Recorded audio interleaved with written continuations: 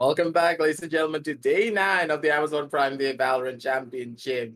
This event is brought to you by in association with LG Ultragear, Steelseries, Logitech, and of course, Corsair. This time around, it's going to be your boy, Aggressive, back again as the host and caster, joined by none other than the fancy boy himself with a fancy chair known as Quaid. Quaid, how are you feeling about this matchup? Because you dressed up properly for this.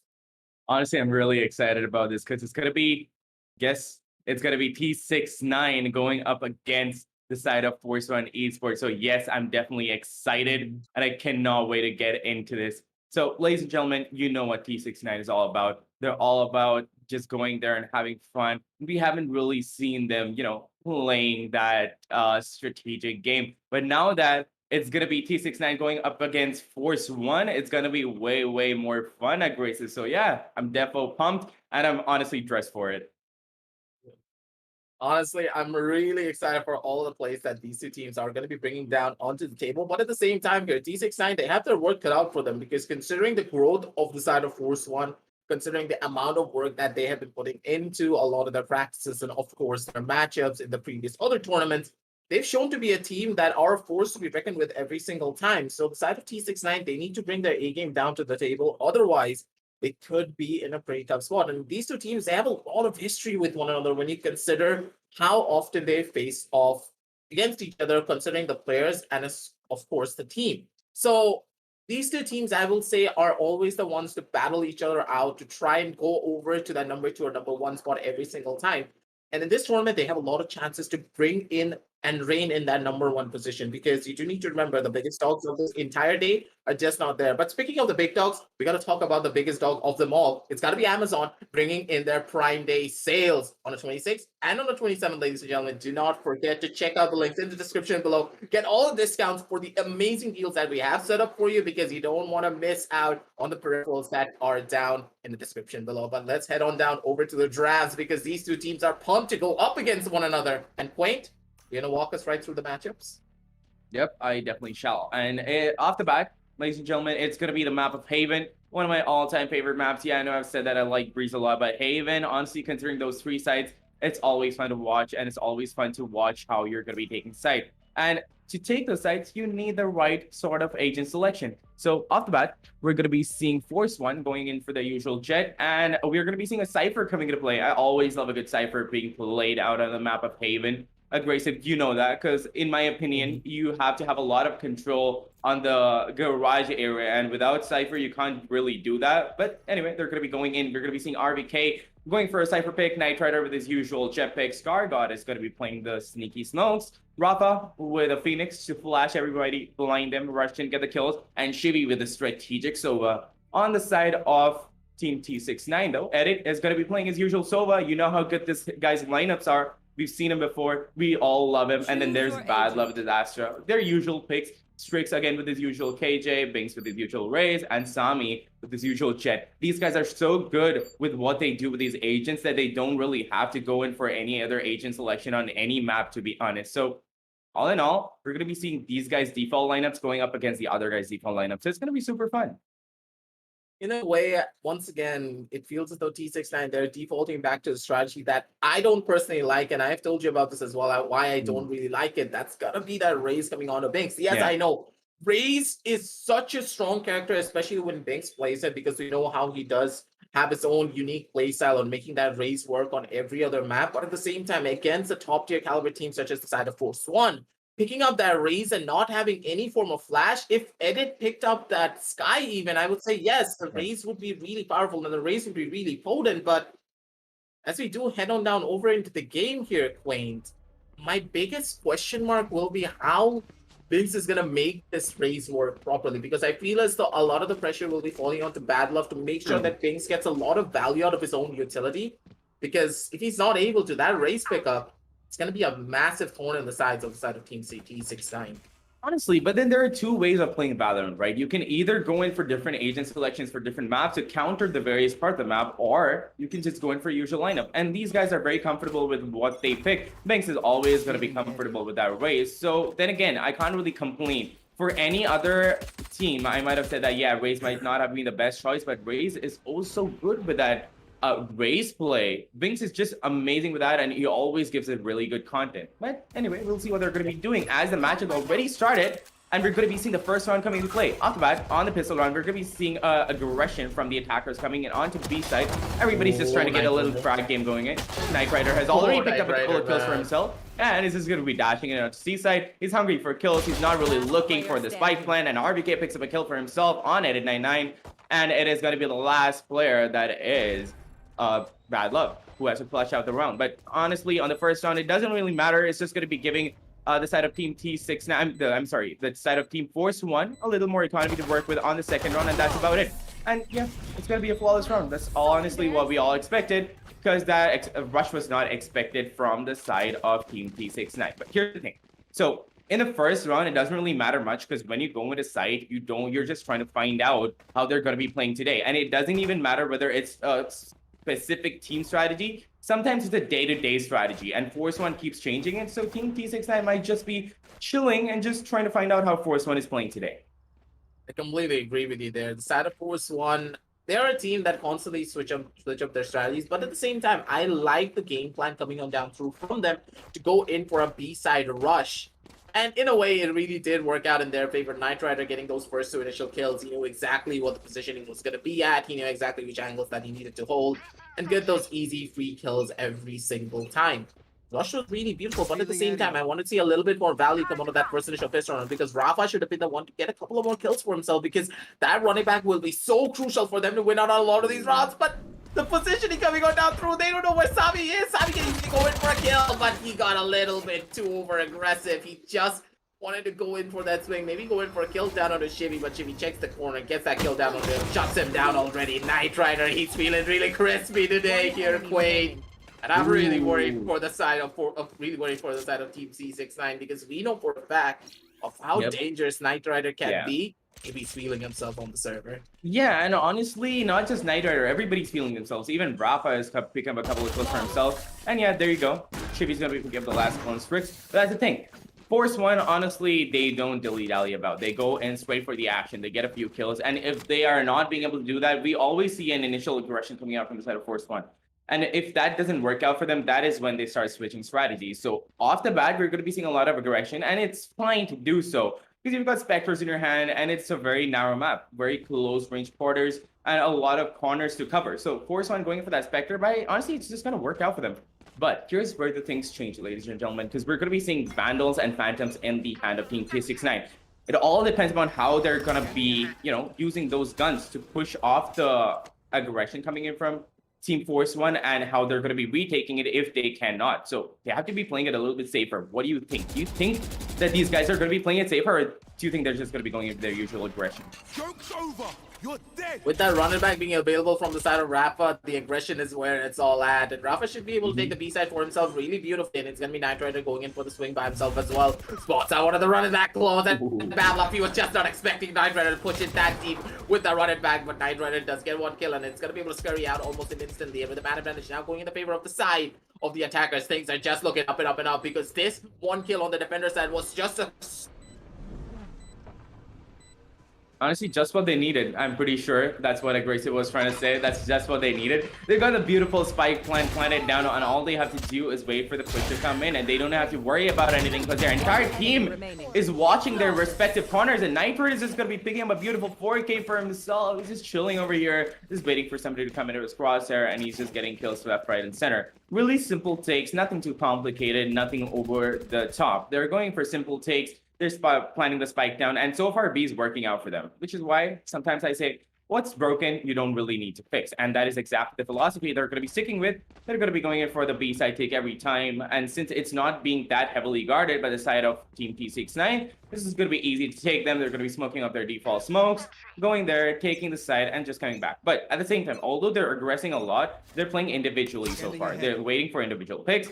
Once they get an initial kill, they're going to side, and they're doing it as a team. Now, Team T69, we know what they're capable of, but at the same time, they just might be warming up aggressive.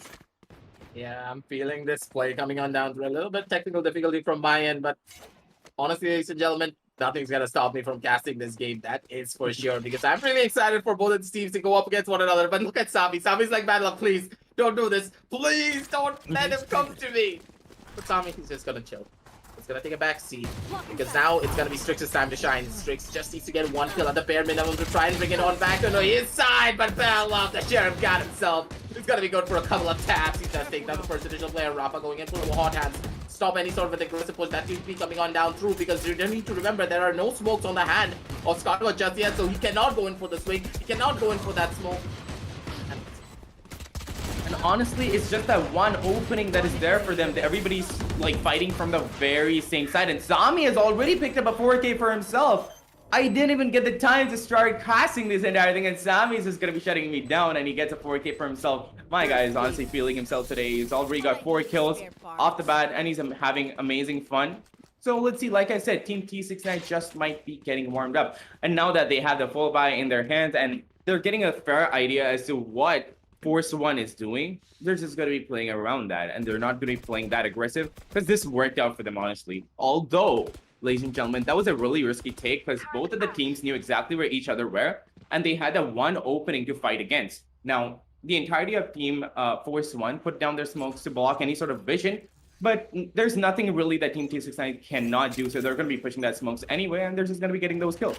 That worked out for them. That was a really risky play, but that worked out for them. Let's see if they're going to be sticking with the same strategies from here on out. Because honestly, Force One is in the driver's seat right now. They have the upper hand. They're getting the kills. They're getting the wins. And if they manage to continue with that momentum, they might get a lot more kills and wins on the board before the first half of the round is going to be ending. And if that happens on the second half of the round, it's just going to be easier, or at least it's going to be a less amount of struggle for them to get the rounds back, because on the attacker side is where it is all at on the map of Haven, because you don't really have a lot of opportunities as a defender. Once that aggression comes in with the smokes, it comes in and it's very hard to shut it down. Exactly like this, all the smokes are going to be coming in and they're going to be taking side beautifully, clears out all the corners. A side is completely left to Force One right now, and the retake has to be coming in, but there is nobody going in for that flank. However, RBK is not going to be trusting that, and he is honestly gonna be, RBK is just gonna be waiting for that flank to come in. He's not gonna be taking any chances, and he's not gonna be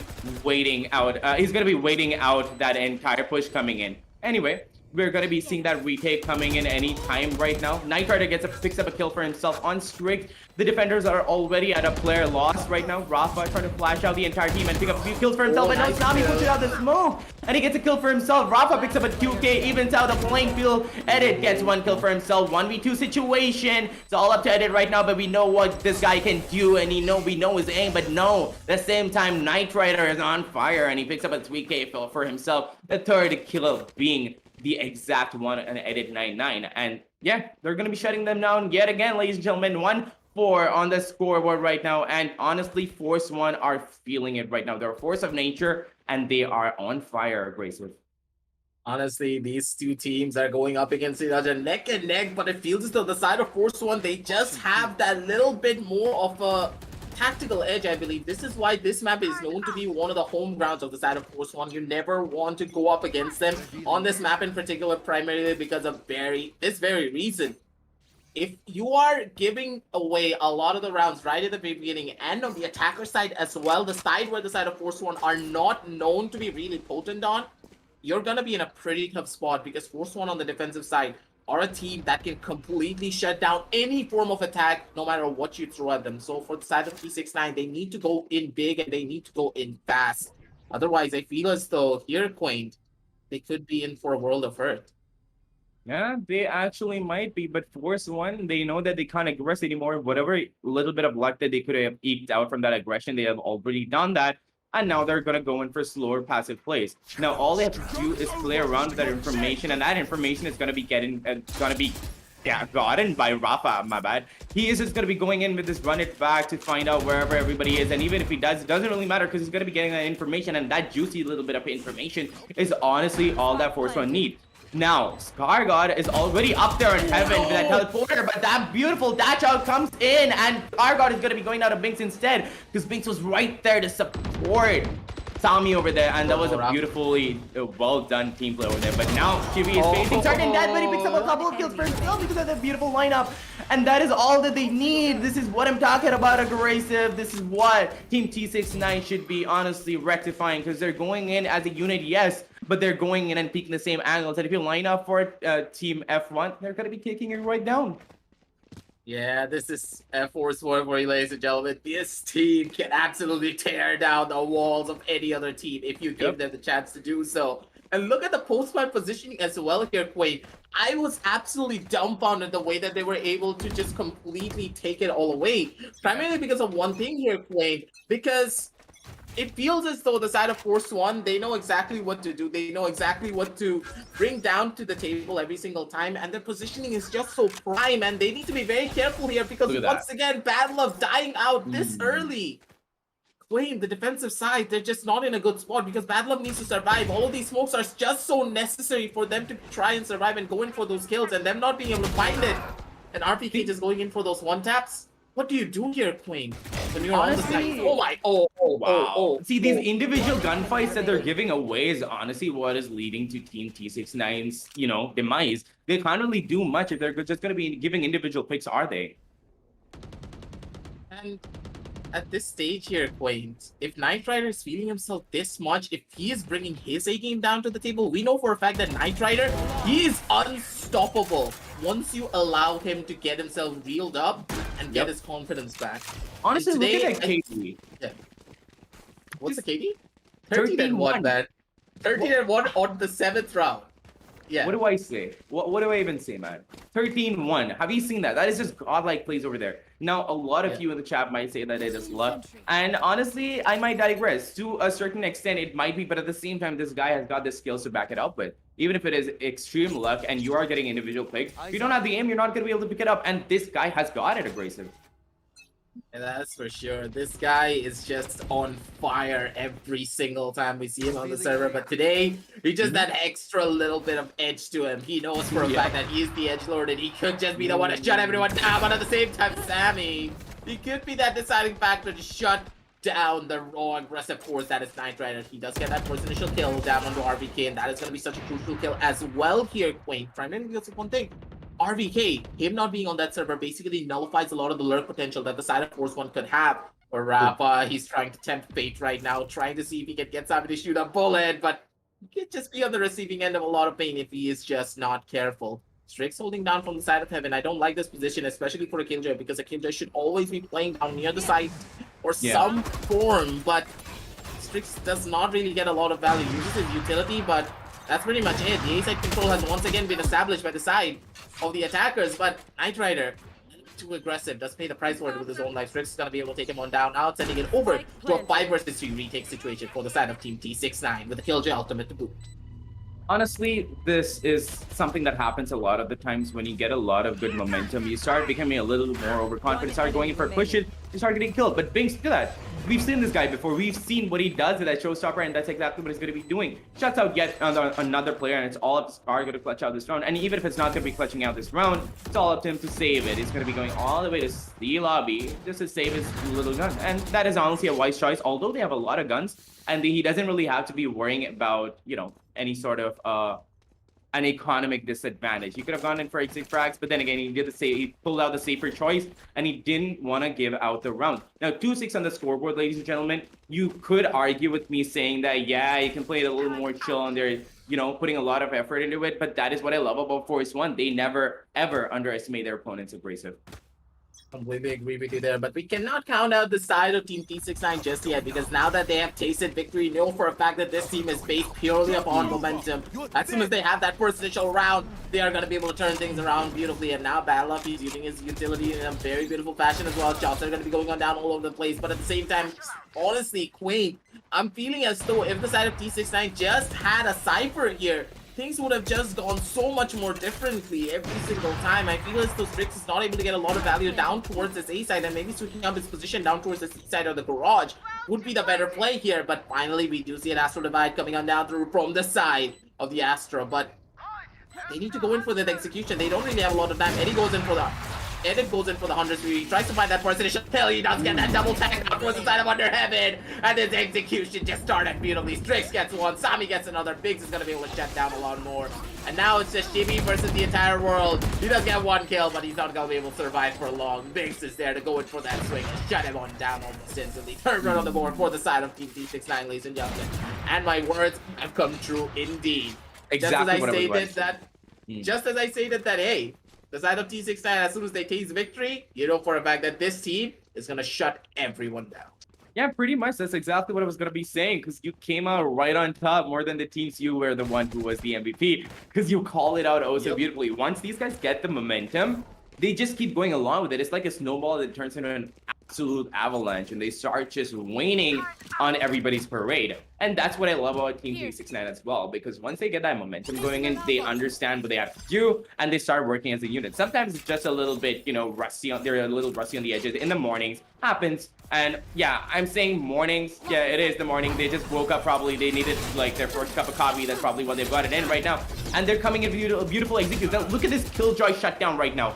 That nanoswarm positioning was something that we were not seeing from the beginning of the match. But now that they understand how they're taking the site so far, they've reallocated their agent. They've reallocated who's going to be playing where. And that setup on A is honestly what was crucial to tag out a few of the players. And that is what is going to mean that they're going to be able to go into site, get the information that they want, and they're going to be able to take the kills. Now, the Ultra already know that Nitrite is over here, and Strix is going to be picking up the kill, but Rafa is going to be getting Strix. Also, Nitrite is going to be going down. There's going to be an entire bloodbath as everybody's going to be taken now. Tommy feeling a little overconfident, goes in for a kill, but he's going to be distracted by the Hunter's Fury. That recon dart is stuck straight on Edit 99, and there's nothing that he can do about it, but the only thing he is going to do about it is taking down his nemesis, Shibby.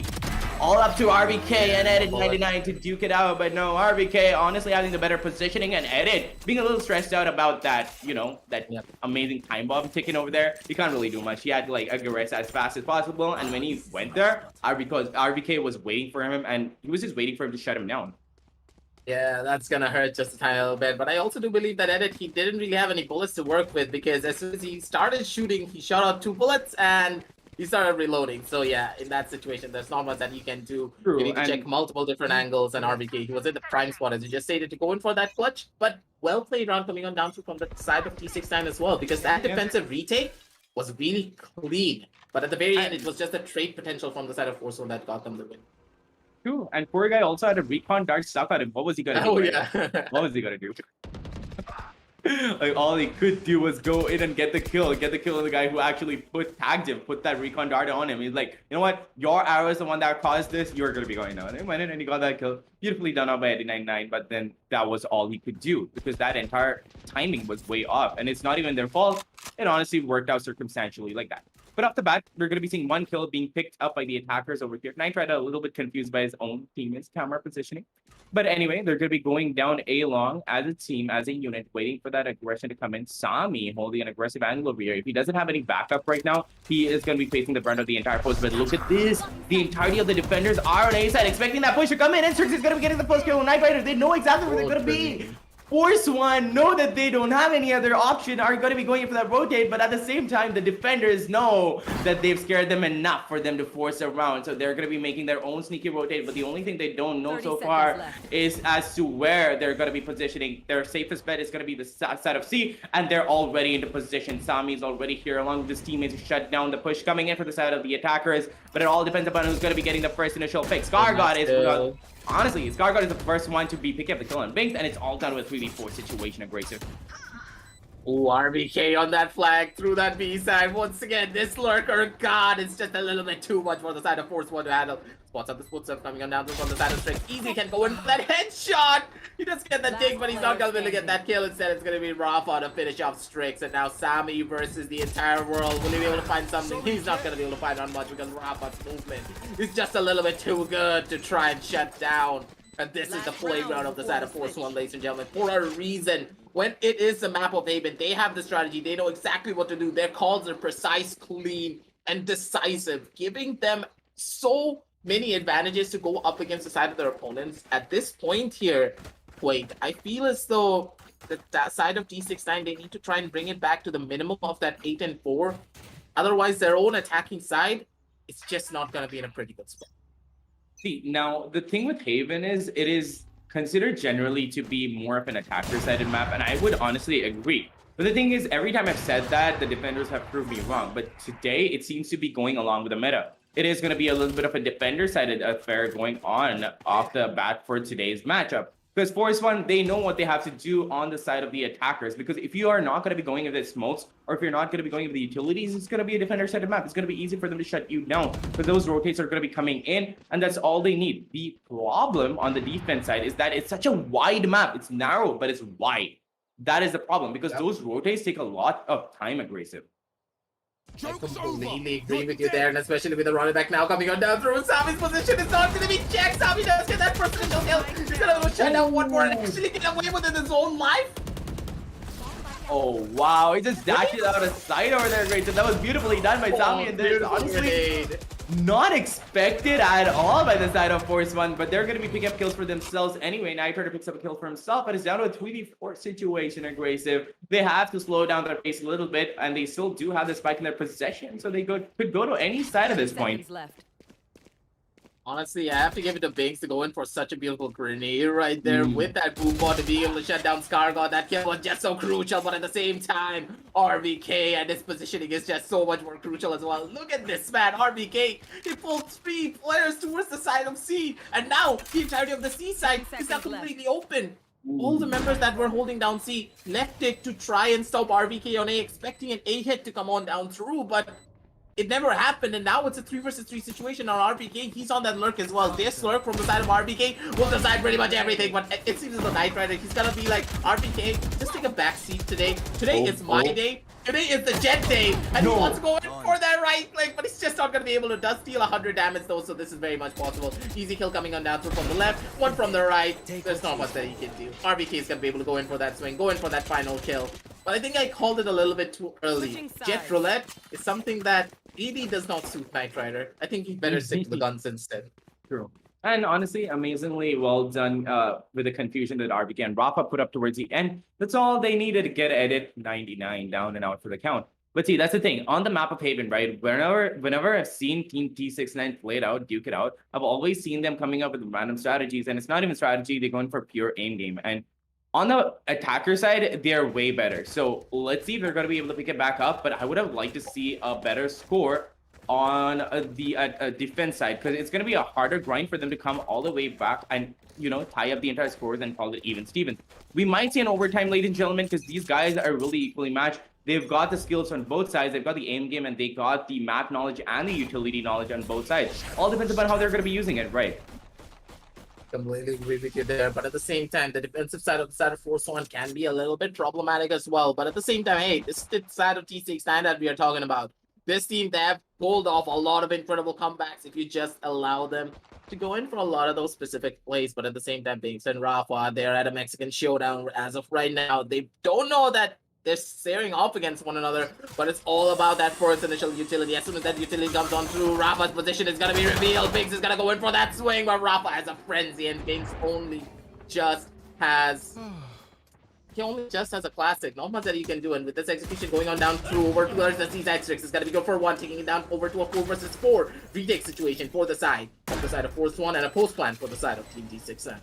Yeah, and it's a 4v4 situation, aggressive. Honestly, any side could pull it off. For the first time, I'm honestly seeing, you know, the entirety of Force One being brought down to their knees, but at the same time, they're still picking up their kills. Rafa has picked up a kill for himself, brought it down to a 3v4 situation, but as the attackers are coming in, Chibi is going to be picking up a kill on Eddie 99 with his own shock dart. He's like, you're not the only Sova here, I'm a Sova too, and he's going to be picking up a kill with that shock dart. Beautifully positioned over there, and that was a really risky play, because if he didn't land that, he was going to be taken out by the entire team that was positioned on the side of C. But that's the thing, they work as a unit, and they come in with flanks, and I'm not seeing enough of a flank game coming from Team T69. If they're not going to be doing that, they're not going to be able to backstab or even, you know, keep Force One on their toes. Because if they're going to be going for normal takes and their normal side takes, it's just one entry. It's just one entry point that you're entering from, and they know that you're just going to be coming in from there. You have to play a little bit of a split gameplay on the map of Haven. That is what it's made for. It's long and it's narrow.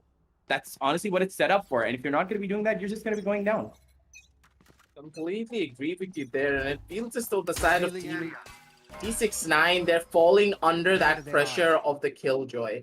The Killjoy, yes, it was really potent and really powerful initially, but after the recent nerfs to Jet, having that Cypher just adds a little bit more dynamic, allows your Lurker to play a lot more solo in comparison to playing together as a team. And when you don't have that flash and you have that raise instead, it makes your playstyle very one-dimensional, and it feels as though the side of Force One, they have such an adaptive team composition that they are able to take a lot of these fights properly against the side of Team T69. But it feels as though, hey, this time around, they're expecting a fast rush to come on down through from all the members of the side of Force One. But Force One, they're just playing it slow and they're playing it smart.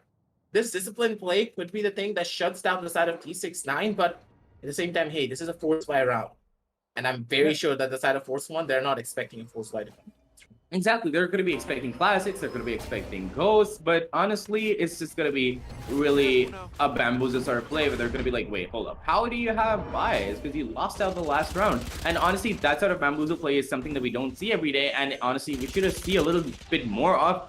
But it's at the right amount, because if you overuse that, then you're just going to be damaging your economy. And that was a beautiful take coming in from the side of Team T69 over there, because they went in with the smokes, they went in for the plant, and they came back out, and all they have to do is spam that out. Now, if B side is left unguarded, this is the easiest strategy to pull off, ladies and gentlemen, because you're going to be having full control of the side of B, even though you're not inside it. And it all depends upon how you're going to be flanking, getting the few kills, and Binks off the bat is going to be picking up a kill on Knight Rider. 2v4 situation. Oh my god, Rafa picks up a kill through that wall, and it's going to be a bloodbath. Their kills going out left, right, and center. It's only down to Strix and Chibi to clutch out the round. Chibi knows that he has to go in for that second. He doesn't have a lot of time, but Strix, he knows that he doesn't have the time on his side, and he's just going to be spraying him down, and he's going to be picking up that Ruination Vector for himself to, you know, finish things off its style on the next round, because he's expecting a showdown towards the end.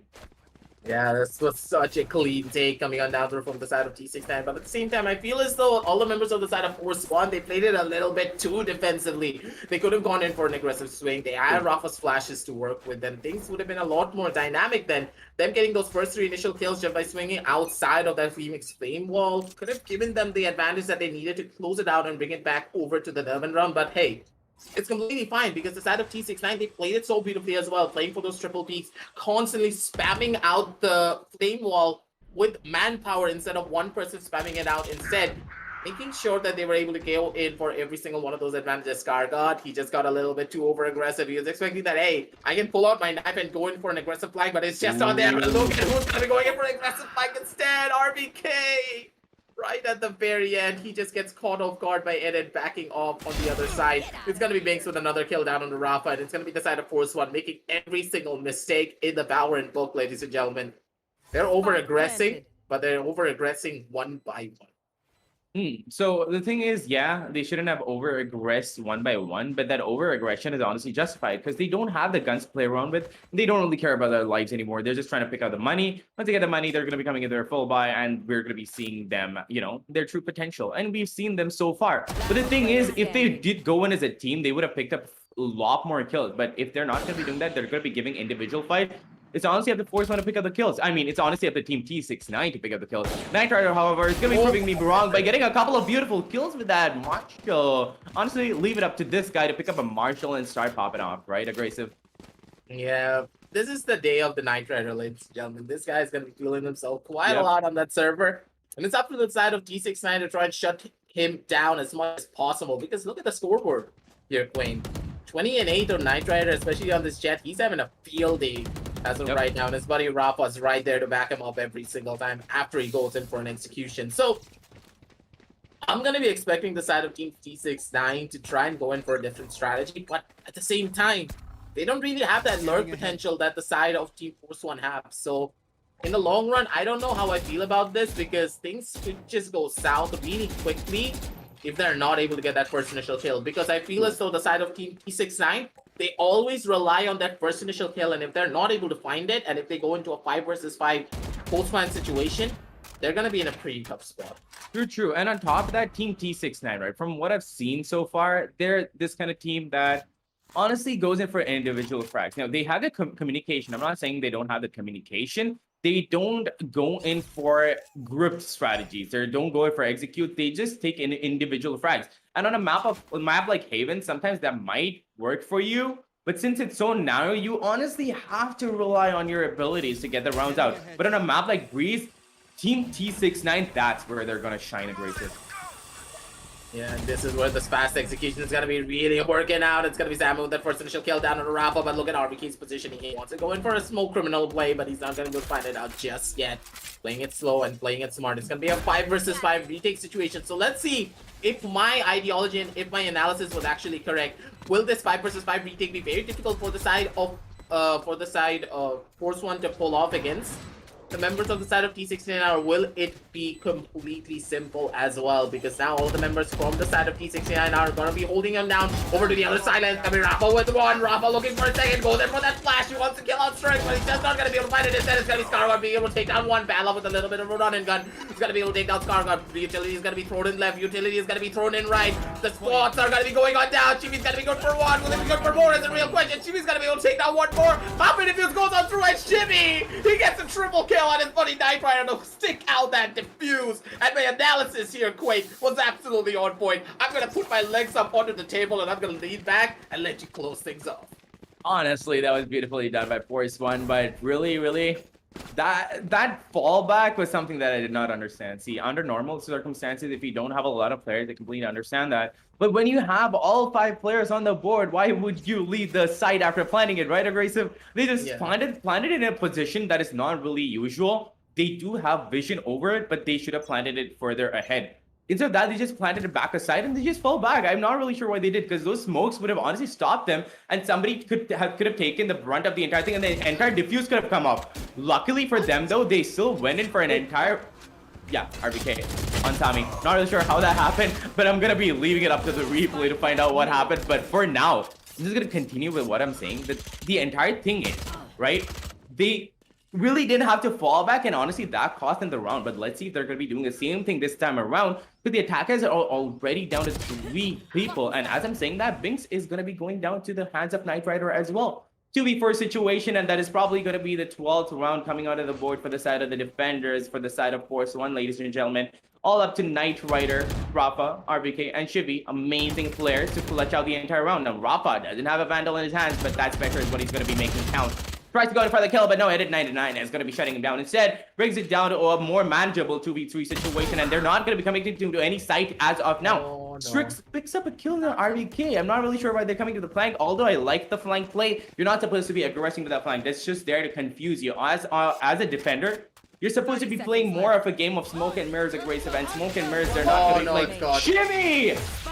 Amazingly predicts where Strix is gonna be, and picks up the kill amazingly, and Edit 99 is gonna be going down to the hands of Knight Rider. See, why I'm so excited is that prediction by Shivy was on point.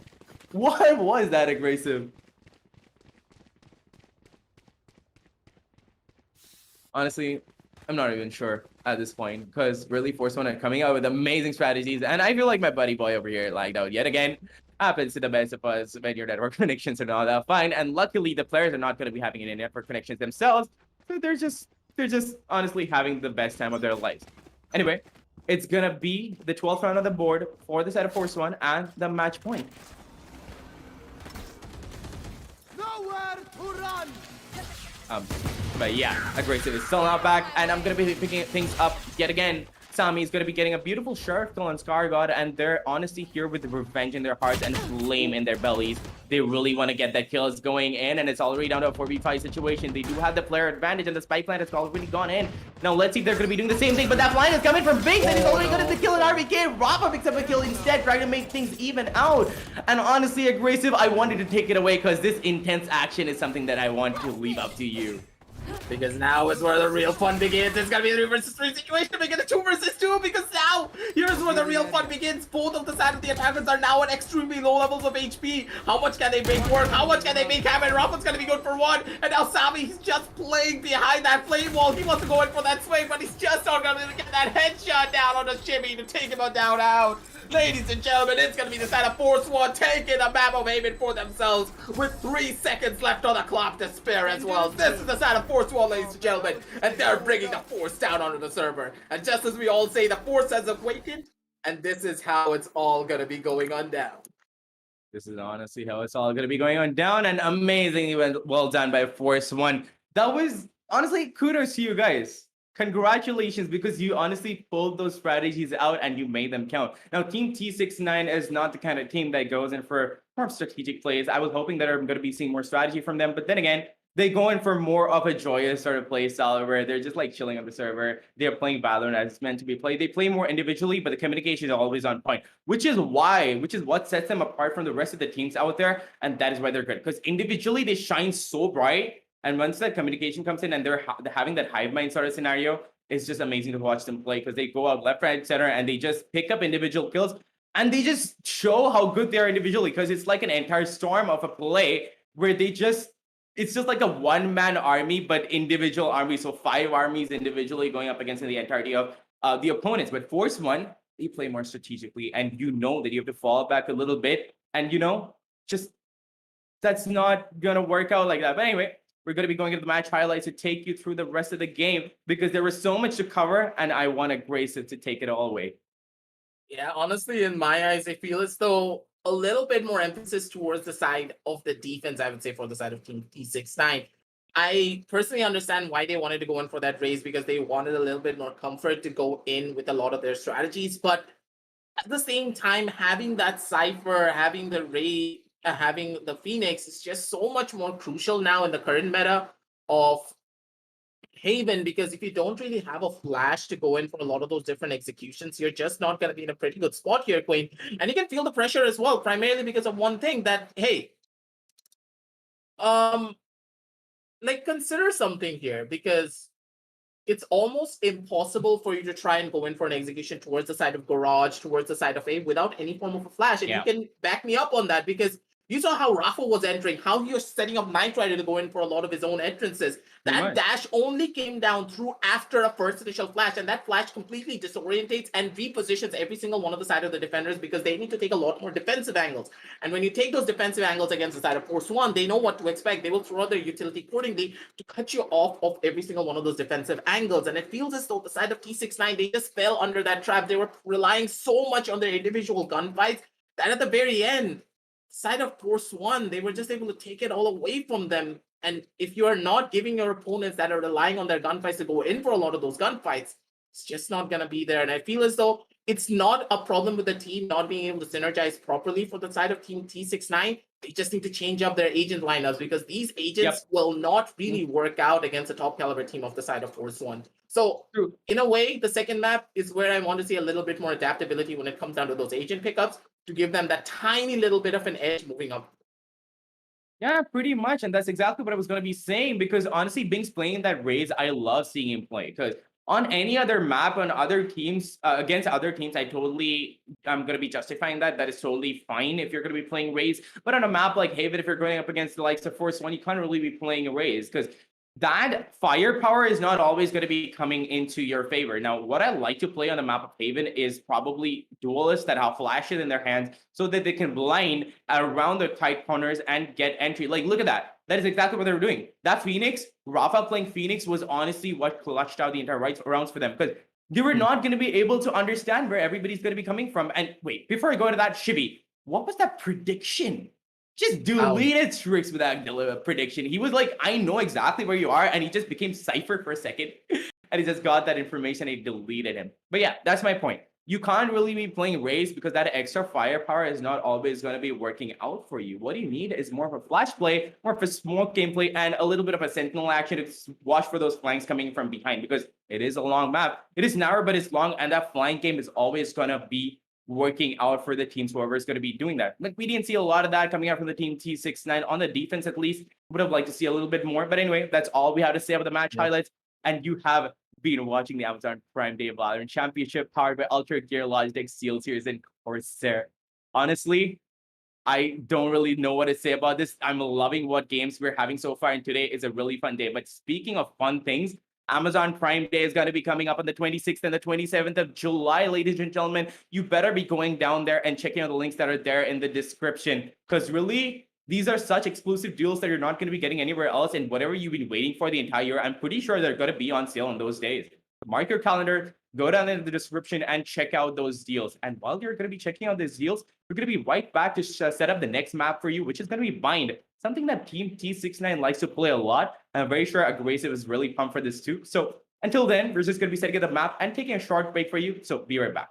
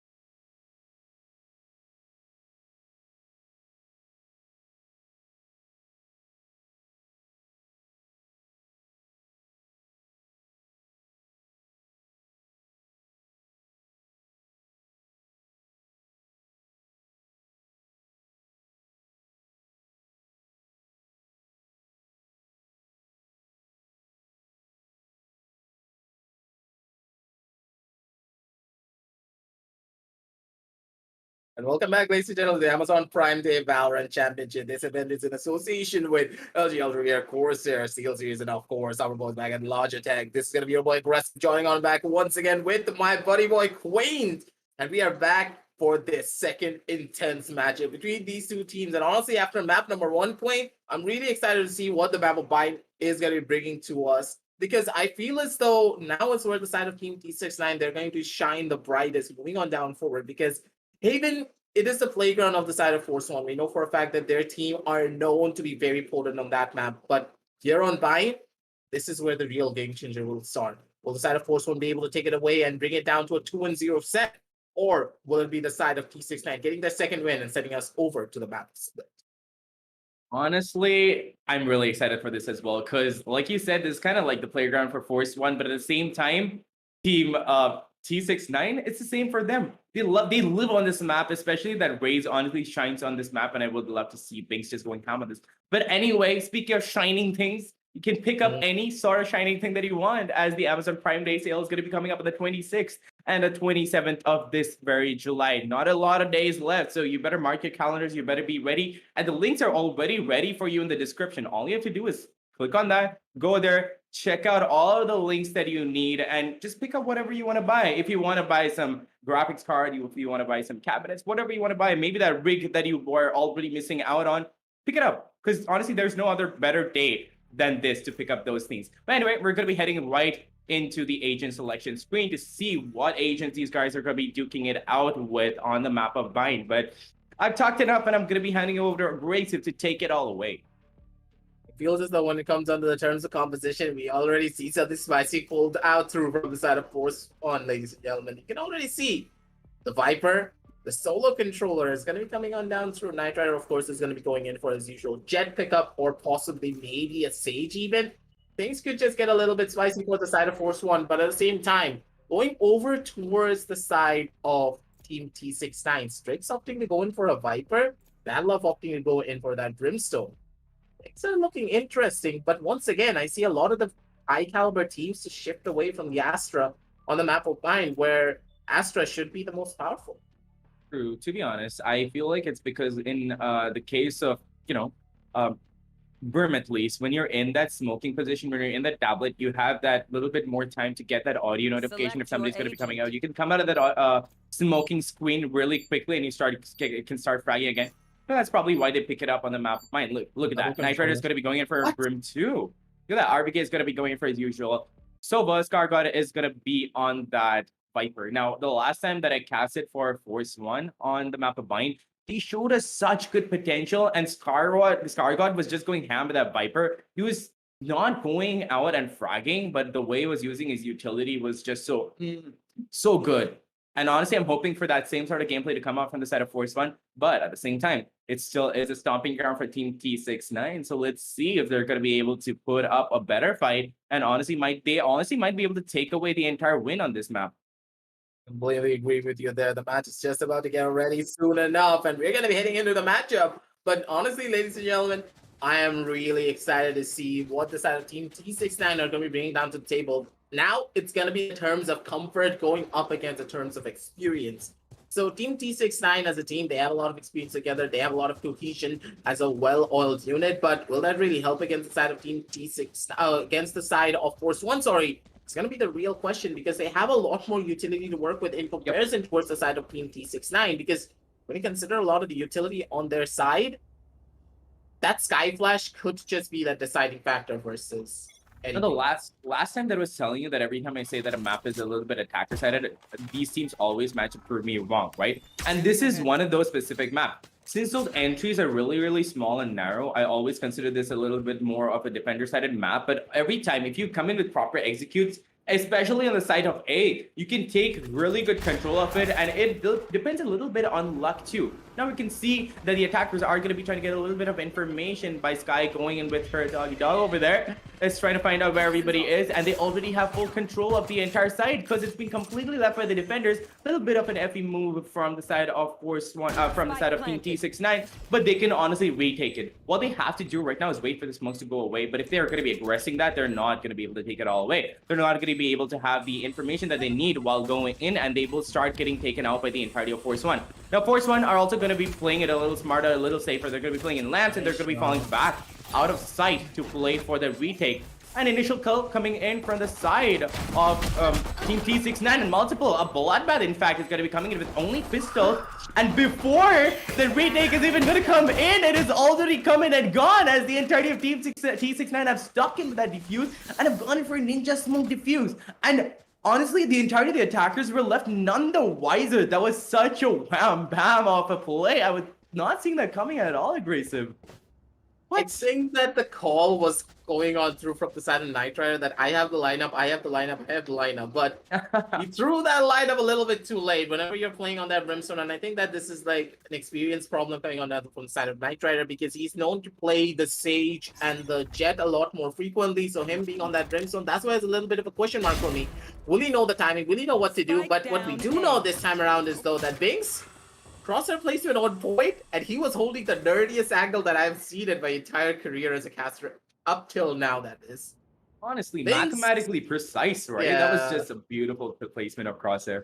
Yeah, like Binks, you can't do Satus Gargod like that. You just don't take him out in that fashion. But at the same time, it feels as though Sami, he can go in for a couple of shots for himself, maybe shut down that percentage of player, but it's gonna be able to chime on in, get 2 kills for himself, and Sami's now hunting down the person known as Shibby. This guy could just be the deciding factor, goes in for that percentage of whatever Binks comes in to clean everything up and show his buddy Sami that he's there for him no matter what happens. And with that, last person is gonna be Knight Rider going in for a couple of kills for themselves, wanted them out exactly, but the spike is in no man's land, and Knight Rider, he wanted to go in for a trigger discipline play, but at the very end of it all, he just doesn't even get 1 kill to try and maybe, you know, go in for a little bit of compensation, maybe get that 1 extra ultimate point for that orbital strike to make their following executions a little bit faster and a little bit sooner.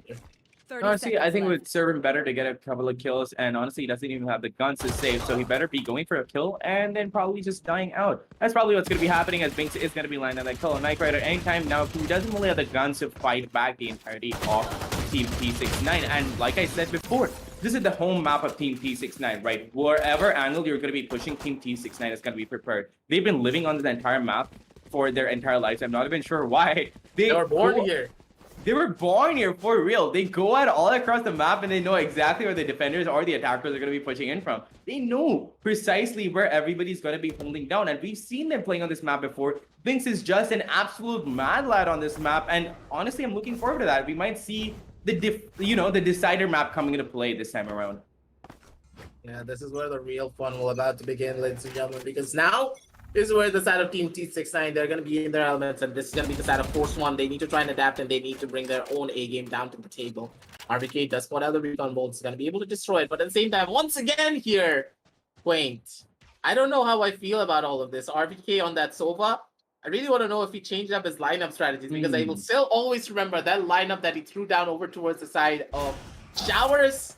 You were not there back then when we were casting that game, but I will always remember that one lineup that went up on our GC Instagram, so make sure to follow us there. Just scroll down a little bit more because RVK's funny moments will always be there, and we'll always remember how he threw that lineup. Honestly, I wish I had not missed out on that, but F for that. But yeah, do follow Instagram, follow TC on Instagram. Honestly, follow us also if you wanna, because we have the same tags over there on Instagram. But anyway, we're gonna be heading into the 3rd round of the game as we're gonna be seeing a much aggression coming from Force One over there. Scargod and Rafa already in the sight, holding down the position. Binks going in for a few spray down, trying to connect a few bullets, hopefully getting a kill, but no, none are going to be going down. Spike has already been planted, and they have to play for the post-plant positioning. 4v4 scenario right now, and everybody's holding the side beautifully well. That elbow push might be detrimental to Force One, but no, Scargod is just going to be popping off, gets a kill for himself. Rafa is going to be backing it up, brings it down to a 1v3 situation, and it is all down to Sami to pick up a couple of kills for himself, but then again, Sami knows exactly what he has to do, but he's not going to be able to connect those shots to the smoke, and him standing in front of that doorway meant that Force One was going to be spamming that out. He should have seen that coming, but anyway, a well done round, and it is going to be a 2-1 score on the cards. And Force One has picked up the first round for themselves, and hopefully, if they have that snowball momentum going in for them, it might turn into an avalanche aggressive. But at the same time, gotta remember, still the home ground for Team T69. Yeah, this is where the real fun will be about to start on off, because you do need to remember we always talk about that first initial pistol and of course the anti-eco round to be one of those throwaway rounds, to say the very least.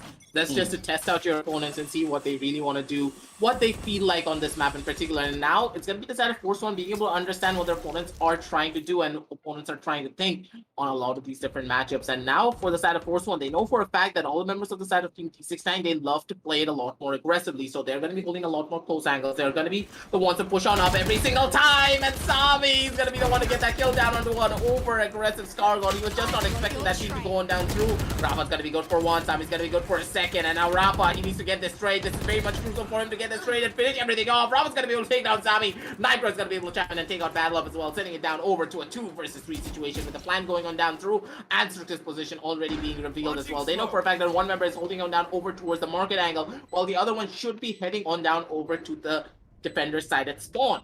So at this point, Edit, his work is cut out for them, because he and Strix need to go on an impossible retake considering all the positional advantages going on down through. Strix wants to go in for that swing. He does get spotted out by the side of Night Rider, and Rafa's going to be able to get that kill. And now, in this 1 versus 2 Edit with only a Sheriff, there's not much that he can do.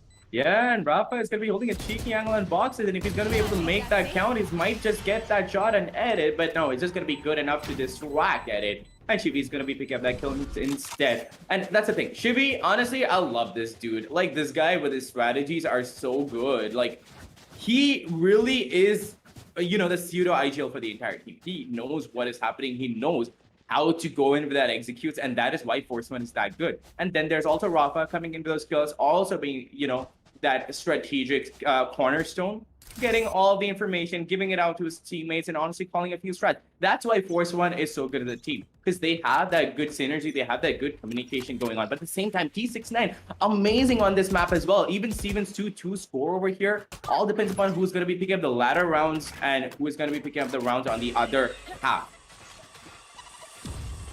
Now, let's just see what we can expect coming on down through from the side of Force One, because they get that first initial misstep. They know for a fact that one member is holding out over towards the side of Hookah, but at the same time, I don't like a lot of the utility being used from the side of Rafa. They have nothing to go in for that side execution, and Rafa just needs to satchel on in and maybe go in for a play. Sami hears the sound towards the Hookah angle. He knows for a fact that someone dropped down from over towards the side of the wooden crates. The flashes are going to be going on down as well. Shibi wants to go in for the execute, but look at Rafa. He's going to be able to spray it out Sammy, who's trying to survive. Biggs is going to be good for one with his own Sheriff, but at this point, how much will that Sheriff really help? Biggs is going to be good for 2. He's going to be able to take down another one. Takes out the showstopper. He's going to be able to take 4. Biggs! He's making that difference. He's making the plays happen for the side of Team C69. He's looking for that ace. 65 HP and a dream to pull off this thrifty RBK, holding down strong. Notes for a fact that it is going to be holding on down over towards this nerd angle, but at the same time here, ladies and gentlemen, the side of Force One, they're in a pretty tough spot, and Biggs, he's hungry for that ace. He wants to go in for that swing, and he wants to take everyone down. He's going to be good for 1, but he's not going to be able to find it, because Biggs is going to be going in for that swing instead. Headshot straight to the double RBK to take them all down out, and that is going to be Biggs for you, ladies and gentlemen, sending down the side of T69 over to a 3-2 score. Honestly, aggressive, I've lost the number of times that I've said clip this, clip this, clip this whenever Binks makes an amazing play on the map of Bind. That guy on the raise, on the map of Bind, is just an absolute god. It's like Bind was made for him. He was made for raise, and he is that one floating, you know, ethereal sort of god who knows everywhere, who knows who is everywhere, and he just starts getting those kills. This is what I love about Binks. When he goes in for the flashy plays, he goes in for those flashy plays. It's exactly what you guys got to see, and that is a really clippable moment. Picks up an ace from himself beautifully, gets a couple of kills for that showstopper, and honestly shuts down the entire team. That's all you need. Binks, one guy holding down that B side, that's all you need. But Edit and the rest of the team are going to be there to support him too. We're going to be seeing another aggression coming in from the side of Force One on the side of B. Now, they don't have the guns to fight with. They have 3 sheriffs in their hands. They have a couple of full buys, but that's all they're going to have to work with. Their economy is not looking that tight, so if they lose out this round, it's going to be really crucial for them, because they won't be able to pick it back up, and they're going to be losing a few more rounds. Like I said, home ground for Team T69, right? So they might just be able to take this entire match out, but no, Rafa! sees a pixel on his screen. He knows Strix there and is going to be spraying him down. And Rafa is going to be pulling out the play that Binks is going to be pulling out. Going, but no, Edit is going to be shutting them down because he knows exactly where he's going to be. And Scargod is going to be landing a bullet straight to Badlow's face. Brings it down to a 3v4 play, and the spike is actually going to be planted on A side, but nobody from the side of Team T69 was expecting that, and Binks is already low on health. I'm not really sure if they're going to be able to take the site back, because that Viper spit it up, and honestly, they're going to be playing inside that pit to get any kills whatsoever that are going to be coming into their screen. But no, Binks knows exactly where Shivy is, and he's going to be spraying him down, like I said. Oh my god, Aggressive. Binks is a god and bind, and you can't change my mind. Yeah, I completely agree with you there. This guy, when it comes down to his spams, when it's come down to his positioning, is just so clean. But at the same time, how much will clean positioning really help when it's a Viper spin right on the other side? Recons are going to be thrown left. Recons are going to be thrown right. The WhatsApp god's going to be going on down through all over the map. And this is going to be a Thrifty around the board for the side of Force 1, ladies and gentlemen. Thrifty for a Thrifty. That's exactly how the game plan does go on down through. But Queen, I want to ask Binks a question now. Does he know Cypher? Because if he's born in Morocco and Cypher is also born in Morocco, they probably know each other at this stage. Because these guys know this map like the back of their hand. And Cypher is built to play on this map. Yeah, both of the teams are not going to be running the Cypher. They're instead going to be running the Viper, which is the pseudo replacement for Cypher on this map in particular. But moving on back from that, I really want to know things. Do you know Cypher? Because I want to know his backstories. But I feel like, honestly, if they were both born on the same thing, I think they train together, which is why he has the abilities of Cypher, and he knows where everybody is, right? Like, he has these pseudo cameras up across the entire map, and he has this feeling, like, I feel like he feels the ground beneath his feet, and he knows where everybody's positioned, because whenever he goes in, yeah, right? Like, he has this pseudo sort of connection with the entire map. That's what I love about Binks. Yeah, now, but on this round in particular, this could be the game for Strix. Strix could be easily going for a play, maybe going for an execution for himself. The Boobot's gonna be going down through, and that Toxic Vine is gonna be able to get so much value, so much utility being used towards the angle of Fuka here, Quake, and they have no value out of their utility whatsoever. Beautiful baiting of utility coming on down through from the side of Strix, and this execution from the side of Force 1 has gone off to a very bad start. They need to go and try, and they need to go and fast. It's gonna be Strix getting spotted on out. He doesn't know where to run, he doesn't know where to look because he's on the side alone, and there's no backup coming on down towards him, ladies and gentlemen. Rafa's gonna be good for one, being able to take him on down on Edit though. He's gonna pull out the 100 Fury, he's gonna go in for that shot, he's gonna be able to take out Scargon in a very beautiful fashion, and with that, it's pretty much already done and dusted, I would say. Both of the Vipers have gone on down, and this execution is going to be starting off in a really good spot. If it's going to be Binks getting the first initial kill down on the Rafa as the side execution has started on off. If it's going to be another squad coming on down from the side of Binks, he's still going to be able to survive, even though he's trying to get burned into a crisp by the side of Knight Rider.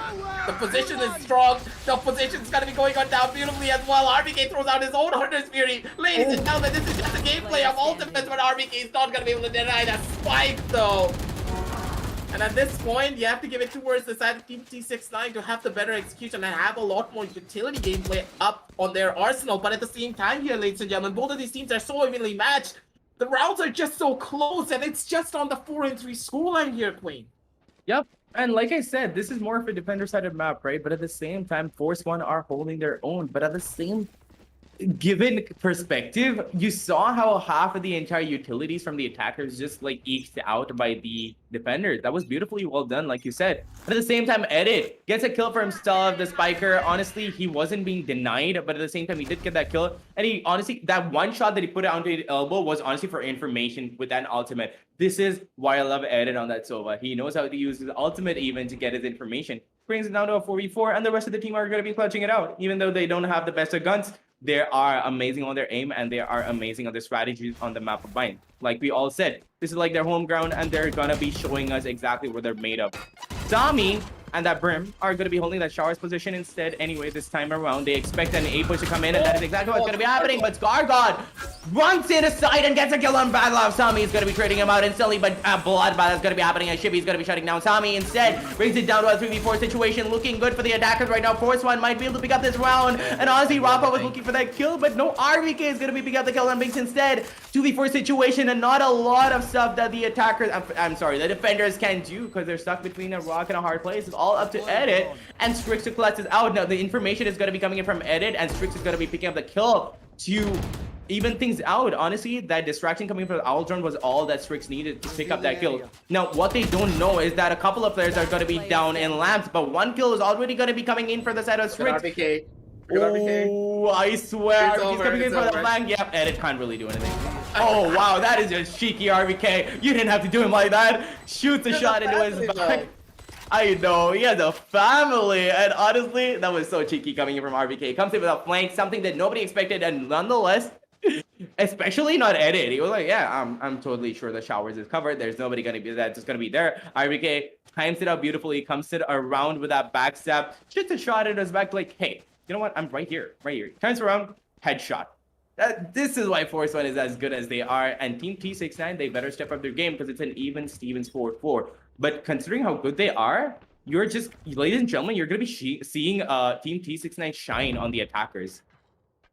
Yeah, honestly, both of these teams are playing so beautifully when it comes down to a lot of their own taste. But at the same time, I want to see a little bit more of an emphasis for the side of T69 to try and get an 8-4 scoreline onto their side, primarily because of one thing. This composition that the side of Force One have just gets a lot more potent and a lot more dangerous down towards that attacking side, because not only are they going to be able to hold down their defense really beautifully, they're also going to be able to be aggressive down onto their sidelines. So this composition really does shine the brightest over onto their own defensive side, but they really need to be careful, because if they lose out here, things are just not going to be looking up just yet. But at the same time, it's going to be a triple kill coming on down through for the entirety of the side of Team Force One. Every single member being able to get 1 kill each. And at this point, Strix, he's also very low in HP, and this Thrifty is just not gonna be there. But at the same time, I would say that, hey, if they're able to just get at the bare minimum 1 kill, things will look up. But at the same time, this is the breaker point for the side of Force One. They need to try and take this round and finally get the lead for themselves for the first time in this match. Because both of these teams, they are so evenly matched on the map of Mine. They know each other's strategies. They know what to expect. They're constantly able to adapt to each other no matter what happens. RBK, he can smell out Strix and Edit. He's expecting them to be towards that market angle, holding it down strong. But at the same time, hey, they don't want to give away any guns. And if you just want to go down over to that sideline, and if you want to die to that spike, go for it. Because not only is the side of Force One playing it really smart, they understand that, hey, if they don't go in for that play, it's completely fine. But at the same time, there's more than enough time to go in for that spike defuse, ladies and gentlemen. Things are just not going to be looking up. And the ninja defuse goes on down through from the side of T69. Force One. You just did not do that. You did not let them go in for the spike defuse at the very last second. The moment that I saw them, Ladies honestly, and gentlemen, this is a C9 moment. Take it all away, Quaid, because I'm dead. I don't know what to do anymore. honestly, Grayson, the moment I saw them just holding that position oh so calm, and that spray down came in, right? Like any other team, they would have pushed that and tried to get the kill. But when I saw them being so calm and collected and just staying there, I was like, are they gonna do it? Are they actually gonna wait for them to clear sight and go in for that defuse? And I could not believe my eyes when I honestly could predict that, and they really did go in for that defuse, because we don't see a lot of this. Honestly, I was really hoping that this is gonna be coming through, and that did. And so well done by Team T69 over there. But anyway, we're going to be going straight into the next round, ladies and gentlemen, because that last round was a lot to take in. And after that last round, honestly, Force One are going to be taking things a little more. Honestly, they're going to be taking... yeah, call an ambulance for Force One too, because they're going to be taking it a little more carefully, a little more seriously, because they know that Team T69 is no joke. And neither is Zombie, because he picks up a kill on Rafa with that beautiful tap, and he's going to be going in for a second. But the entirety of... Okay. Chibi, Binks. Chibi picks up Binks, and he's on a roll, picks up a 3K for himself, and Sami's gonna be the last one to go down. It's all up to that Viper, it's all up to Strix to pick up the kill for himself, and Chibi is on 3 bullets, and the sound audio notification has been given out. Strix is gonna be playing in that Viper's pit. He knows what he has to do, and he knows that there is gonna be one player in lamps, but no! The barrel is gonna be spotted out by Chibi, and he's gonna be picking up the 4th kill for himself. Not really sure why Binks went in for the aggression over there. He was really confident in his aim, and he thought that he could be picking up the kills for himself, but little did he know that there was gonna be that wild Chibi just holding that corner, waiting for Binks to push out and shut him down. But yeah, this is what I'm talking about. Like, once that they have that ball going, ball rolling, once they have the confidence factor, then go in for much more confident play style. Sometimes it works out for them, sometimes it doesn't. Like this particular round, it didn't work out for them, but I still want to talk about what happened in that round before the previous one. That was so insane. Trigger discipline? Leave trigger discipline. That is just hold discipline. Yeah, that's a team discipline right there. You gotta remember what exactly the side of T69 can bring on down to stable. But at the same time, hey, Force One, they're nothing to scoff at, because they pulled out the impossible as well. And they have to give it a chip to get that triple flash and then get that triple kill down oh so beautifully for the side of Force One. And that is what you would expect, ladies and gentlemen. These two teams, they are so evenly matched. And honestly, Quaint, I feel as though every single one of the rounds that we are watching right now is a match point round. That's how much effort and that's how much feeling that they're pulling into all of this. But at the same time, hey, Binks, he's in that perfect spot. He can easily go in for a swing and maybe go in for that kill. His gun barrel was spotted out though, and Rafa's like, nope. I don't want to do this. I don't want to go down anywhere. I just want to see if I can go in for an execution down towards the other sideline. Bad love on the back end. He wants to go in for that shot, but Chibi just can't take out this man today. He's feeling himself a little bit too much with his buddy Knight Rider on the other side. Sammy, he does have that blaze from. He wants to go in for a couple plays for himself, but he gets tagged down to very low levels of HP. And with the bullets going on down all over the map at this point, it's all but done and dusted because this eco round did not start off on the right foot. Honestly, true. But that eco round is what the thing that I'm, trying to bring into attention of the audience over here, because even if you do go down to the entirety of Force, it doesn't really matter. If you can pick up a few kills, it's gotta be a good eco round. They didn't manage to do it, but that was still beautifully done as well. And that one confidence booster round that they got with that entire discipline over there was what they needed. Because if they lost out that round, that gap would have been longer. Because that next round was honestly going to be lost out by them. And that if that gap became longer, it would have been a harder climb for them. But the fact that this match is so neck and neck is honestly what is keeping me going on. Because you don't normally get to see this kind of a matchup every day. Now, Team T69 are so good on this map, and so are Force One. And they're battling it out to the very last second to get the rounds for themselves. And yeah, you've seen a few matches like this, but it's not every day that you get to see it. And I'm so happy that I'm here getting to witness all of this. And I'm so happy that the audience is joining us to be able to see what Team T69 can truly pull off against a professional god-tier team on the map of Mind. Now here's where the real fun is about to start, ladies and gentlemen, because Bad Love, he's holding it down strong towards the angle of the boxes, but at the same time, Strix and his Viper Spit has to be the thing that changes up the entire dynamic of this matchup. He is going to be able to spot out Strix, but he's not really going to be able to spot him out, so that's going to be really difficult moving on down the line, because now it's going to be Rafa pulling out the showstopper, throws out the ultimate, but he's not going to be able to take this one out.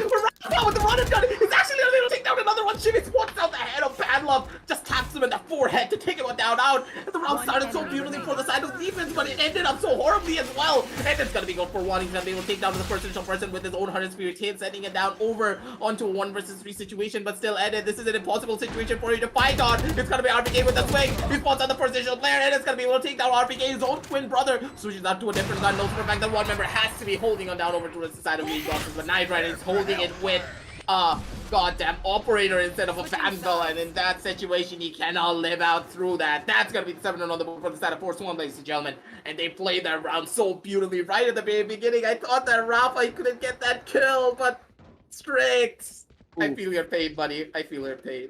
I need an ambulance as well, don't worry about it. Honestly, so do I. I'm sweating under the collar. This is getting so intense. Like, yeah, I expected this to come out on the map of Mind, but to this level aggressive, no. This is not something that I was expecting. And for the first time, Feels like Grand Finals, man. Yeah, I swear. For the first time, I'm seeing the true potential of Team T69 coming out. Like, all the other times you've seen them memeing, you've seen them going out on the field and having the time of their lives, like the chill squad that a lot of people call them. That's exactly what they are. They go out, they get the kills, and they have a lot of fun. Even if they lose it out, they don't really take it to heart. They come back better. They come back stronger. It's what I love about these guys. But right now, they're going at it aggressive.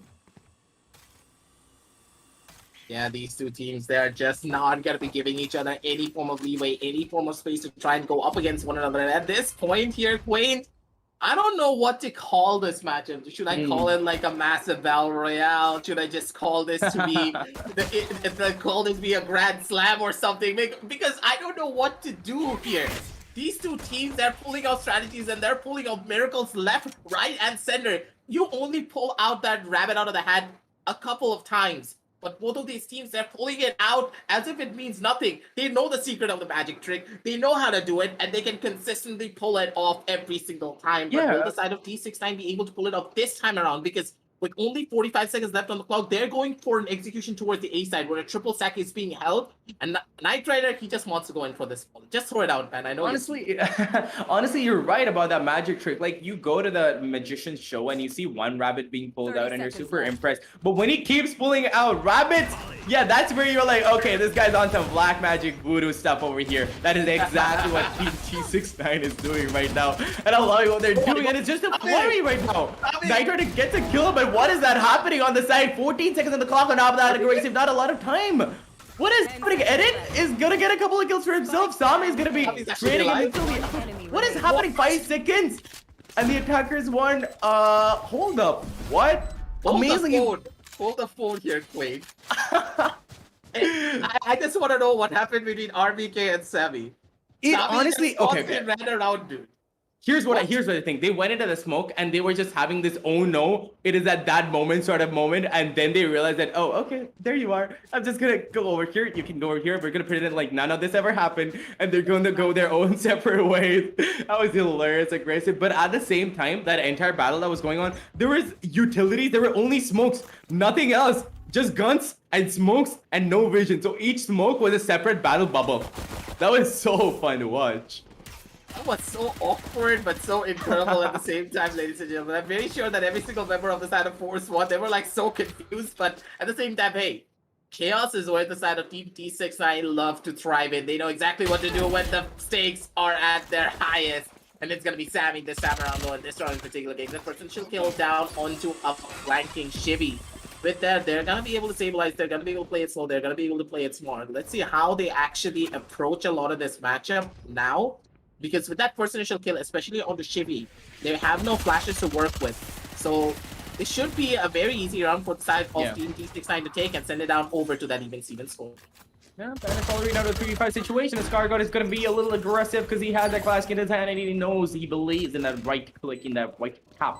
Goes in for that kill, but he's not going to be able to land any kills. It's going to be taken right down inside. Rafa with the trigger control. As the shot in his hand, he knows that he doesn't have the range to be able to pull out the kills. And he's going to be spaced out by Strict, and he knows.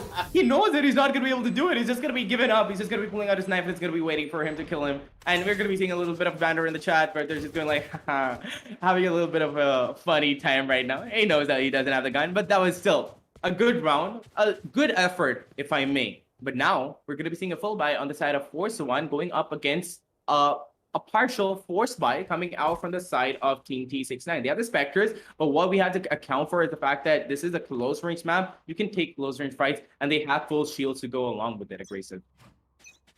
That's where the real fun is about to start, ladies and gentlemen. Yes, the last round was a lot of fun as well, but these two teams, they're so close when it comes down to their strategy and then when it comes down to a lot of their fragging potential that I don't really know what to expect, but at the same time, Rafa, he's gonna move a spot out Binks, and he's gonna be like, hey, that's my angle as well, so you gotta be careful when you're trying to hold that. But Sammy trying to expect a push coming on down from the side of Rafa, but he's not opting to go in for it just yet. And Rafa, will he be opting to go in for that push? Is the real question, but instead he's gonna back on off, make a lot of noise, and Sammy's gonna be able to spot him out, but he's not gonna be able to get that kill. But at the very end, he does fight it out. And Knight Rider, he's not able to get that last initial bullet, and instead it's gonna be Sammy being able to shut him on down. Beautifully done from the side of Sammy to try and survive and get a lot of damage down towards the side of the defenders, and with that, so just looking up for the side of the defenders, but at the same time, with that heal now going on down through from the side of Shivi, everyone's back up to full HP. They know exactly what to do. Then they need to go in for the retake really fast and really quickly. They have a lot of utility on their arsenal, so Shivi just needs to throw out a flash and maybe they can change everything up. Knight Rider on the Scargon on the flank is gonna be able to take down 2, and he's gonna be able to take down 3. This is Scargon for you, ladies and gentlemen. He's gonna be able to shut everyone down, and this is the side of Force One bringing it on back. And Scargon with a beautiful flag to shut everyone down. 8 and 7 on the scorecards now, ladies and gentlemen, for the side of Force One. And at this point, both of these teams, they're just toying with my feelings. I don't really know what to do here. Sometimes it's Knight Rider, sometimes it's Scargon, sometimes it's Sammy, sometimes it's Biggs. Who do I talk about here, Quaid? All of these players just playing so beautifully here. No, they're all so equally good, and 7 and 8 on the scoreboard, right? They're playing so neck and neck that I don't know what to predict anymore. Anybody might win this out. It might be Team T69 on their home map, or it just might be Force One. They might just be having a way better day, and they're having an insane aim day at that. So I'm not really sure what to make of this, but whatever I'm seeing, I'm loving. Like you said, they're pulling one magic rabbit out of the hat after the other, and I'm loving this magic show so far. But settle in, ladies and gentlemen, because it's still not over. They're still going to be going at it and duking it out against each other.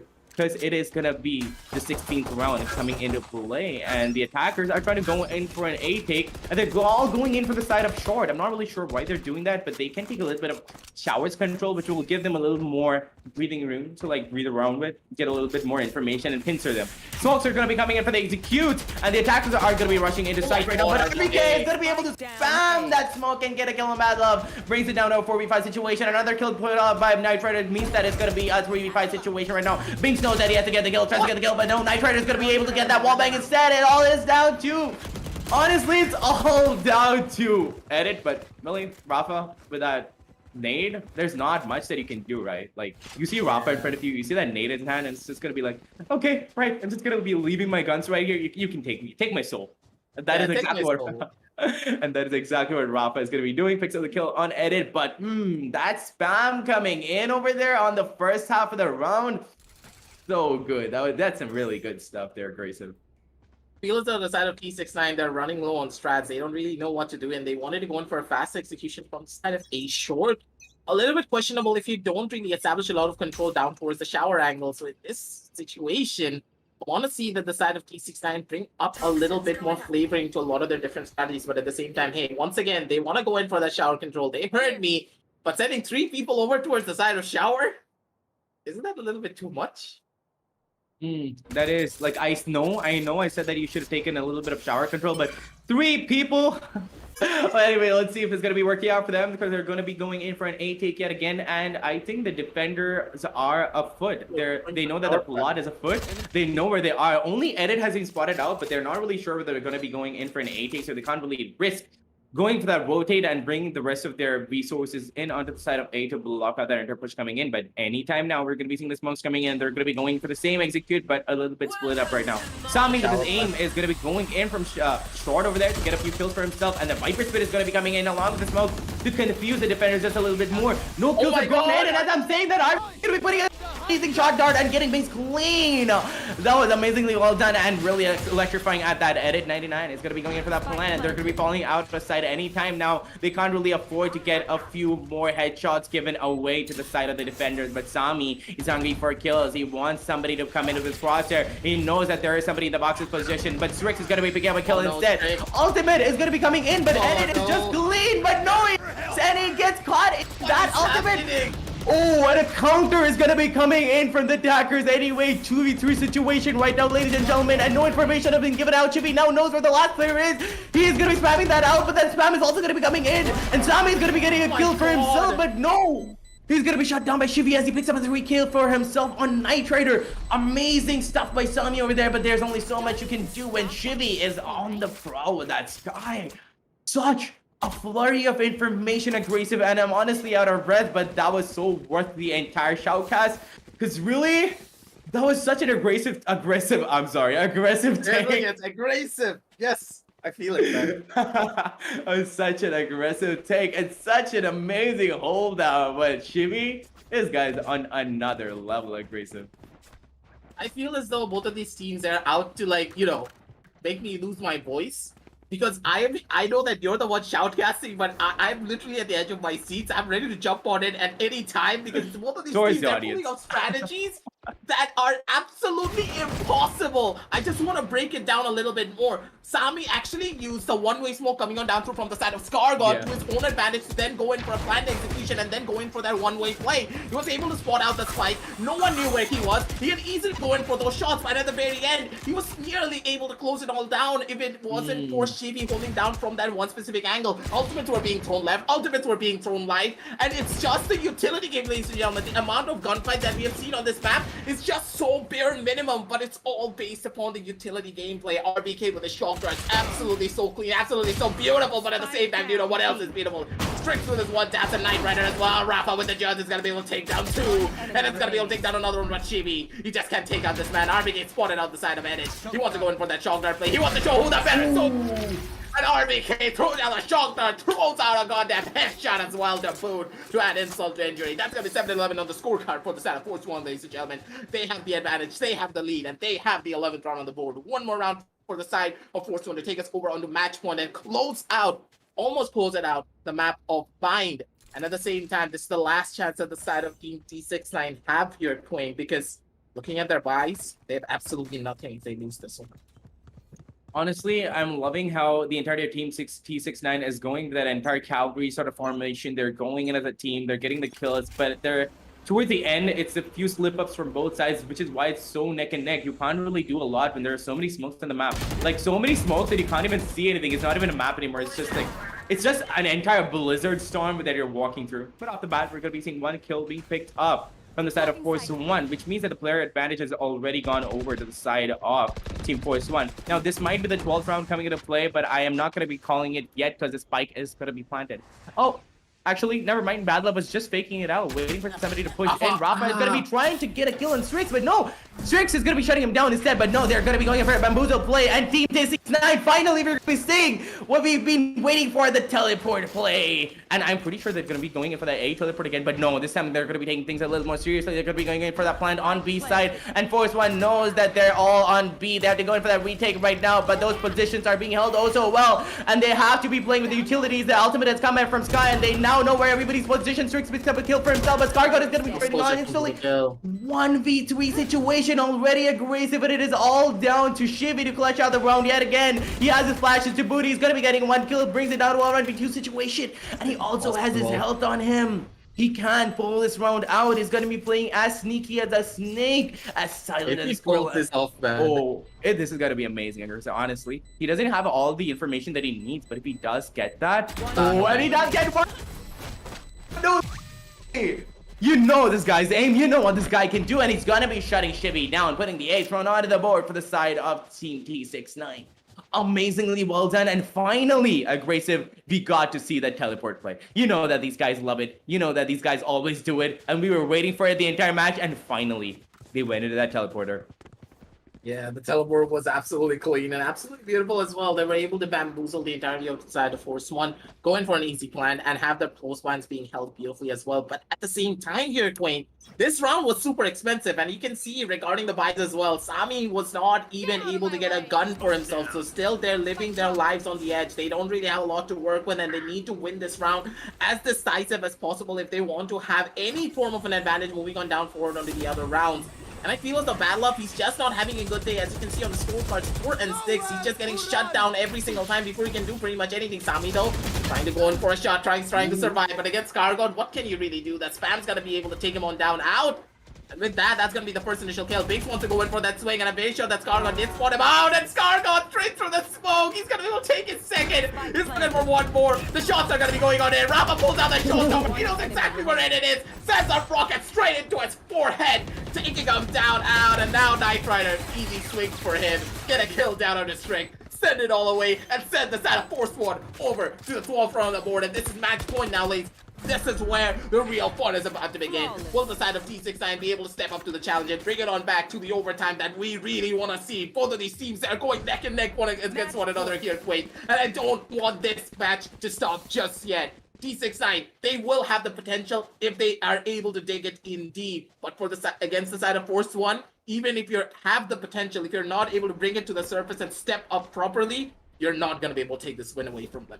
Honestly, since the 12th round has come into play and the match point has also come into play, I honestly am waiting for Team T69 to pull a miracle out of their sleeves, because I've seen these guys before and I know what they're capable of. They're not really showing us what they have so far, and I hope that we're going to be seeing it right now, because it's going to be them backed up against a wall. They're going to be cornered. They know that they have to go into the best place that they have, and they're going to be showing that to us right now. And honestly, aggressive, why do you need to watch Die Hard and other action movies when you have this? This is all you need. I know, right, but who needs to watch anything? This is the new Fast and the Furious, and it's gonna be Biggs being the main protagonist this time around. He does get that first initial kill down on the RBK to take him on down out, and it's gonna be that first initial kill that changes pretty much everything for the side of Team T69, because they are a team that rely on this first initial kill to try and bring them that level of advantage, to try and bring them that level of play. But at the same time, Scargot, he still has his own Viper Spit to work with. He has not used it, so that's gonna be the real question moving on down the line. Sami falls off the advantageous angle that he did have, and it's gonna be Jimmy with the first 2 kills. Biggs is gonna be able to chime on and get another for himself. And Scargot, he's in the prime spot to maybe go in for something, but Badlock's not gonna be able to go in for that shot. He does get that reverse kill though. he's gonna be able to stabilize it just a tiny little bit, but still, the danger is not done just yet because Knight Rider, he's on that flank and he knows for a fact that he can easily go in for a play, go in for a kill, down on a Bad Love. He doesn't know what to expect, and Bad Love, he's gonna get taken on out. And Knight Rider, he's in the prime spot to deny the plan as well. He has his orbital strike and he easily get this kill. Rappa holding on down from the top side of heaven. He's gonna be able to spot on the head. And with this, ladies and gentlemen, Biggs is gonna be now stuck in this 1 versus 2 situation. An orbital strike to his left and a Rappa to his right. Will he be able to survive with this? Showstopper is gonna be the real question. He needs to try and pull this one off with only 40 seconds left on the clock. The ultimate's gonna be going on down soon enough. And with a peak and a swing coming on down from the side of Knight Rider and also from the side of Rappa. He needs to look left, he needs to look to right, and he has nowhere to run and he has nowhere to hide. That's gonna be the side of Force 1, ladies and gentlemen, taking it all away, bringing it back to their side. 8 and 13 on the scorecards and a 2-0 map set to take it all away. They're gonna be moving on forward, and sadly, T69, they're gonna be sent on back home. Ooh, that was so spicy in the last round. That was so fun to watch. And honestly, you were as hyped as you could be, but I was even more hyped. I was on the edge of my seat. And honestly, I don't really know what happened there. I was really, really hoping that Team T69 would make a comeback because they had the strategies to pull it off. They did manage to bring it out to a 2v3 situation, but the spatial awareness was just a little bit lacking because they had no idea that that flank was going to be coming in. But that was really, really well done by Force One at the same time because nobody would be thinking that a flank would be coming in when an intense gunfight is happening, right? Like, the entire gunfight is happening, so you expect the entire team is already there fighting you, duking it out against each other, right? So they're like, yeah, there's nobody that's going to be down short. But no, that flank was always going to be coming in, and they did get that kill. And it was all down to Binks to clutch it out. And we know how good he is, but like you said, that orbital strike was still in the favor of Force One, and they were going to be using that. It was the last round, as if they were going to be leaving that back in their pockets. But anyway, ladies and gentlemen, that was amazing to watch. It was so fun to cast for, and congratulations to the side of Force One on taking this entire win. But at the same time, kudos to Team T69 for getting out so many rounds on their own home map. A little bit more effort, and I really, really would have loved to see whatever you have. But anyway, the match highlights are going to be ready, and although Aggressive has covered most of it, I'm very sure that he still wants to keep going on. So we're going to be going straight into the match highlights to take you on through that journey that we were all together a part of.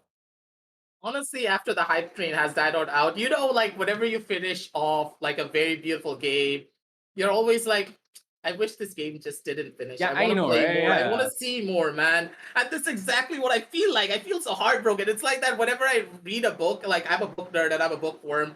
Whenever I finish a series, my heart just starts pounding and be like, why did this just end? This is like my soul at this point. And as a caster, this is our soul. Ace coming on down from the side of Binks right at the get-go. The side of Team T69 just going neck and neck, trading back and forth against the side of Force One every single time. I would say that both of these teams, they played so beautifully, they played so admirably, but at the very end of the day, it was the consistency coming on down from the side of Force One that got them this win. I will not say that the side of T69, they played it badly, they were not able to go down really strong, they had the communication, they had the utility usage, they had everything that they needed to try and go in for that win, but at the very end of the day, it was just a little bit of a mishap coming on down through from the side of Team 69. Just those small things here and there that cost them this round. Because every single time, why were the side of Force One being able to take this win? It was because of the flank control that they had in comparison to the side of T69. Every single time we saw Force One on the defensive side, on the attacking side, being able to pull off a flank and being able to shut down T69. But when it came down to the raw executions, no one was able to stop out the side of T69 whatsoever every single time. But at the same time, hey, Rafa, you got super lucky here. There is no way you should have gotten this kill down on the Strix, and I feel as though if he didn't get this kill, things would have been a lot more different on this round, sending us over to that 6-6 scoreline. But hey, moving on down forward, both of these teams, they played absolutely beautifully, and you all back at home should show a lot of support to both of these teams, because honestly, this is the toppest caliber Valorant that I have seen being played after a really long time. And honestly, ladies and gentlemen, just so you know, this hasn't been sped up. That is literally aggressive. Okay, you can honestly feel the amount of energy he still has left in it. And it's the same goes for me. I'm just like, I'm trying to process it all in. You know how you have this like really amazing show, and once it gets over, you're just like wondering what you have left in life. And you're just like, okay, that's over. That's pretty much the kind of moment I'm having right now, because I loved watching this entire match so much. And honestly, casting for it was just such a dream. And really, these two god-tier teams duking it out against each other was honestly what I was waiting for, and honestly what I needed to wake me up. And Force One had their good strategies, but like a lot of people say, it just boils down to this. Sometimes Team T69 can be the chillest squad that you see out there. And they're just going there, they're having fun, and they're getting kills at the same time. And doing that against a team like Team Force One is not an easy deal. And they managed to pull it off with such finesse and such grace And that is exactly why I don't want this to end. But there's nothing much more that I can say about it. And I'm just going to be leaving you guys with these match highlights because there were a lot. Because when you go see a chill squad who are really, really good individually going up against a professional team like Force One, you have a lot of clips that you can honestly clip. And that 4K, sorry, that ace by Binks was honestly so beautiful. I think we missed the match highlights over here. But anyway, the rest of the entire match was amazingly beautiful as well. And here we see the last round that is going to be coming out into play. Binks gets the first kill, and it was all down to a 2v3 situation. The flank was never seen by the side of Force One, by the side of Team T69, and Alpha holding that heaven position, that A towers position, was something that they never saw coming. And honestly, that positioning from the side of Force One was something that Team T69 was not being able to counter. And sometimes it doesn't matter. They're out here to chill. They're out here to have fun. So congratulations, Force One, because they duked it out. They had the time of their lives, and they honestly went at it. They went at it. Team T69, they tried their best. They also had a lot of good rounds. They really, really managed to pull it all together. But sometimes you just don't have that great of a day, because I've seen these guys have great days. And when it comes to great days, these guys just go for such a fragathon that you would have never seen anything else like it, ladies and gentlemen. And they know, the chat knows. You can see them just spamming Team T69, Team Force One. They know how good these guys are. Yep. And that is why I'm excited to be here. But anyway, I'm going to give it over to you because I've talked about this a lot, actually. Speaking of more exciting things, honestly, I am even more excited for the Amazon Prime Day sales. And you know for a fact that how excited I was about the matchup.